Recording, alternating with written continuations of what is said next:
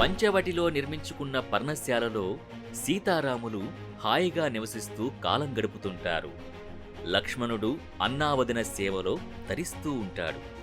అయితే ఆ అడవిలో రావణుడి చెల్లెలు శూర్పణఖ అనే రాక్షసి స్వేచ్ఛగా సంచరిస్తూ ఉంటుంది. శూర్పణఖ కామరూపి. ఒకసారి వారి పర్ణశాలకొచ్చిన శూర్పణఖ పర్ణశాలలో కూర్చుని ఉన్న రాముణ్ణి చూసి మోహిస్తుంది.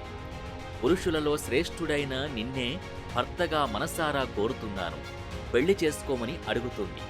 అయితే రాముడు లక్ష్మణుడు ఆమెతో పరిహాసాలాడతారు. కోపంతో ఊగిపోయిన శూర్పణఖ సీతను తినడానికి తెగబడుతుంది. అప్పుడు రాముని ఆజ్ఞతో లక్ష్మణుడు శూర్పణఖ ముక్కు చెవులు కోసేస్తాడు. అవమానాన్ని భరించలేని శూర్పణఖ ఏడుస్తూ తన సోదరుడైన కరునితో జరిగిన విషయం మొరపెట్టుకుంది. కరుడు యముడు వంటి 14 రాక్షసుల్ని పిలిచి రామలక్ష్మణుల్ని చంపిరమ్మని ఆజ్ఞాపిస్తాడు. కాగా రామలక్ష్మణుల్ని చంపడానికి వెళ్లిన రాక్షసుల్ని 14 బాణాలతో రాముడు సంహరిస్తాడు.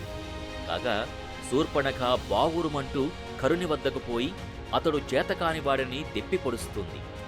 ఉద్రిక్తుడైన కరుడు, అతని సేనాధిపతి దూషణుడు వీరాధివీరులైన 14,000 రాక్షస సేనలతో కలిసి దిక్కులు పిక్కటిల్లే విధంగా పెడబొబ్బలతో భేరీ భాంకారాలతో సముద్రం వలె పొంగుతూ రామలక్ష్మణులపై దండెత్తారు.